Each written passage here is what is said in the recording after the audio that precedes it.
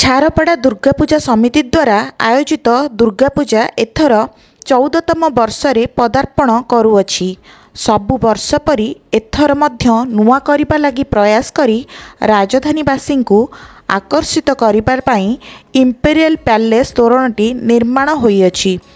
ଏହି ତୋରଣଟି ପଶ୍ଚିମବଙ୍ଗର ପ୍ରଖ୍ୟାତ କାରିଗର ସ୍ୱପନ ମାନାଙ୍କ ସହ 50 ଜଣ ସହଯୋଗୀ କାରିଗର 1.5 ମାସ ଧରି ତୋରଣ ନିର୍ମାଣ ଦାୟିତ୍ୱରେ ରହିଛନ୍ତି।